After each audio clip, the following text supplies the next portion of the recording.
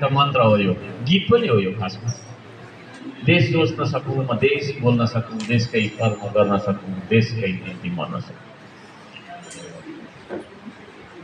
हाम्रो सोचाइमा देश आउनुपर्छ, तर नेपालीको सोचाइमा आफ्नो पेट मात्रै आइराखेको छैन।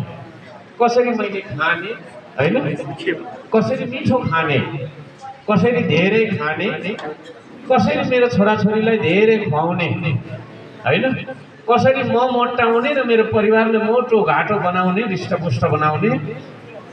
यो देश बाल मतलब देश जतासुकै जाओस्, जेसुकै जाओस् भन्ने खालको सोच विचार हामीमा कता कता कहिलेदेखि पलायो। हामी त्यसरी स्वार्थी हो।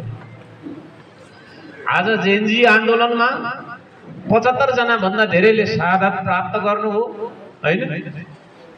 उहाँहरूलाई सम्झन चाहन्छु, सरिदय भक्तिभावपूर्ण श्रद्धाञ्जलीका साथ सम्झन चाहन्छौँ। हामी 500 भन्दा धेरै घाइते भएर बसिराख्नु भएको छ। कतिले खुट्टा गुमाउनु भयो, कतिले आँखा गुमाउनु भयो, कतिले हात गुमाउनु भयो, कति सदाको लागि चाहिँ नि हैन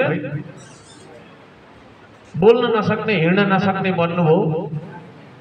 किन बन्नुभयो, किन लड्नुभयो भन्दाखेरि यो देशमा भएको भ्रष्टाचारले दिगदार भएर केही ठुलो परिवर्तन आउँछ कि भनेर लड्नु थियो होला। त्यो आन्दोलनको पछाडि तानाबाना थियो होला, विदेशीको इन्ट्रेस्टहरू थियो होला।